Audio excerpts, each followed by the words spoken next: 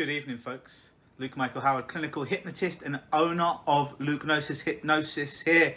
And we are live in Toronto, Ontario, Canada. It is approximately 9:22 p.m. in the evening.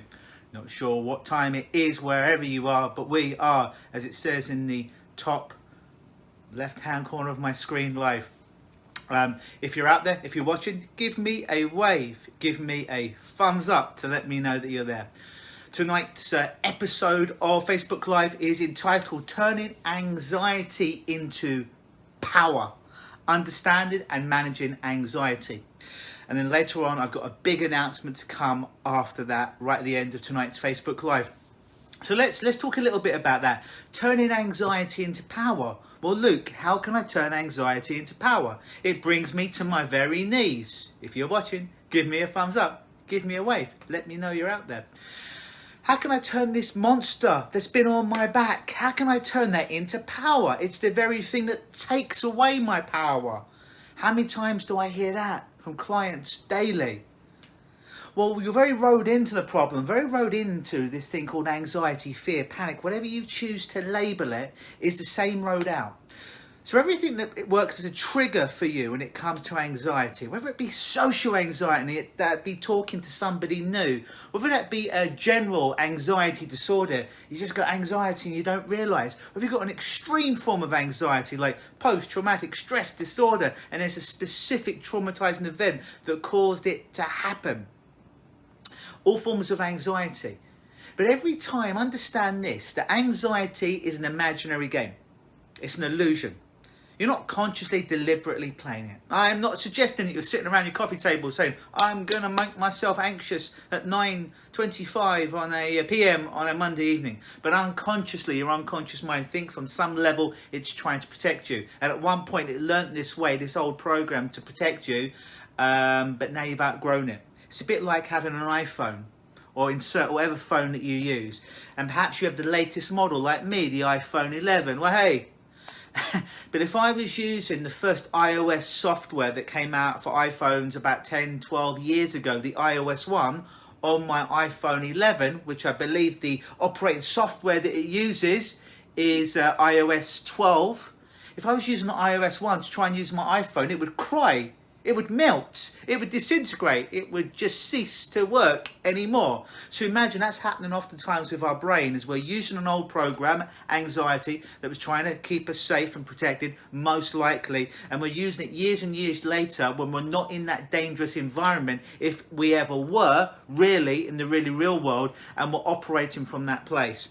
So every time that you feel anxiety, hey, I hope I pronounce your name right. Excuse me if I butcher it. Aham, if you're out there, give me a wave, give me a thumbs up. But understanding, every time you feel anxiety, it's only telling you one piece of real information.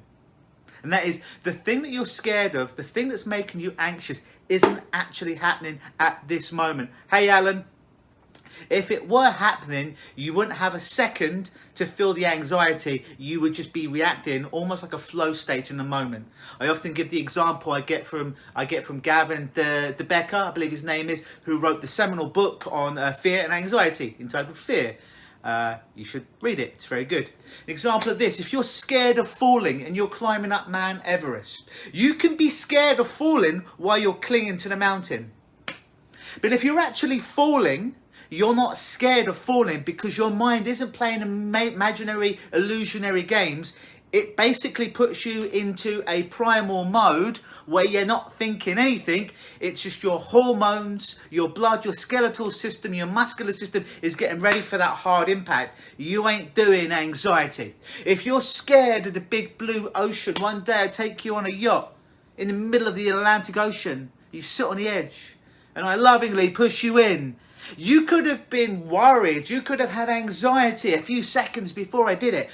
But if you're in the water and you're fighting to stay above the water, you're there trying to breathe, not for a second are you thinking, oh, I'm going to drown, because every part of you, all your motor units, your motor systems, your reflexes, your endocrine system, your hormone system is just trying to do whatever it can to keep you alive.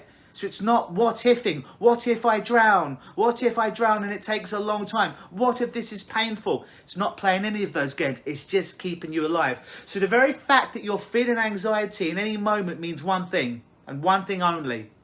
That the thing you're scared of isn't actually happening. It might happen.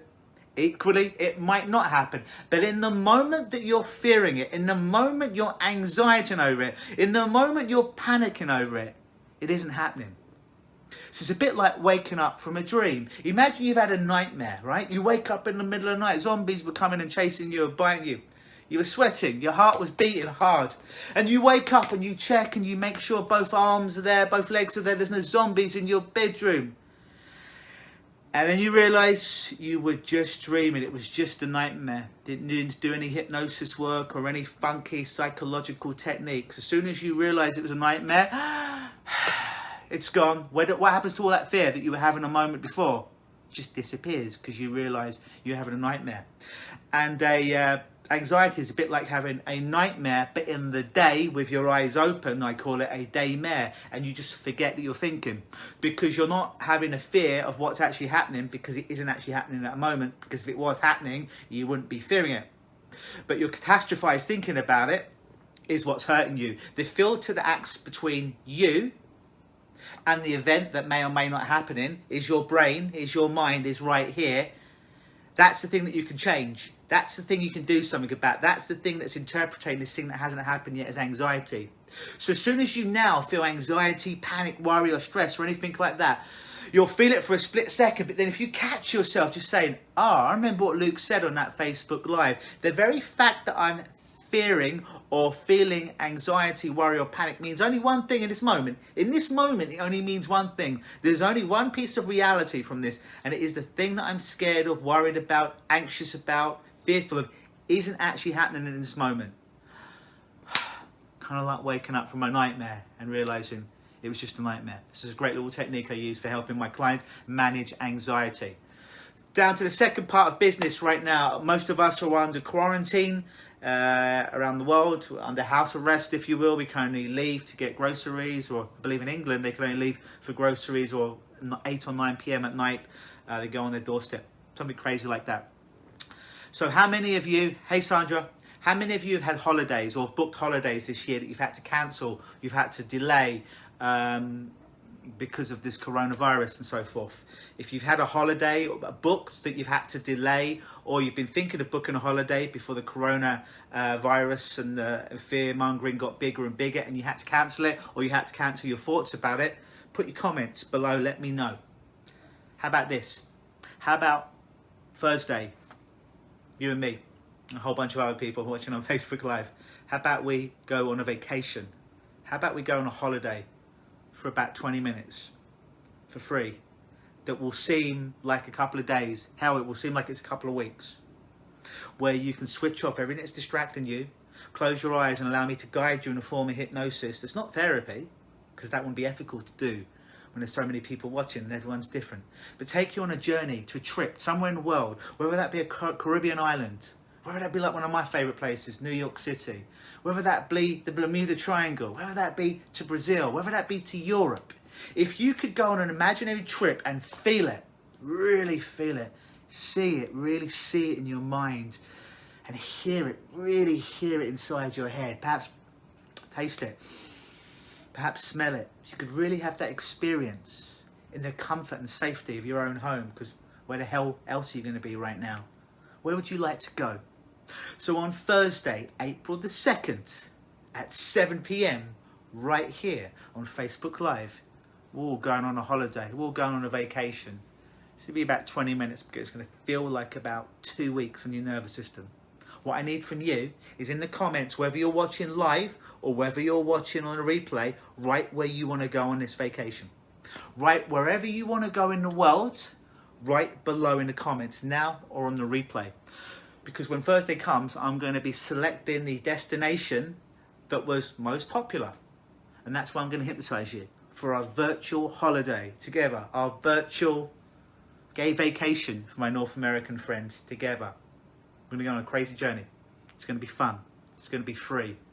And although physically you might not be able to move very far, in your mind, It's limitless. Let me guide you. Thursday, 7 p.m, Facebook Live. What I need from you, put your comments where you want me to take you, where you want me to pilot my imaginary Wonder Woman, remember her aeroplane was invisible, to take you there. And if you're scared of aeroplane, then we'll just imagine we take a boat, or that we fly and you're totally safe.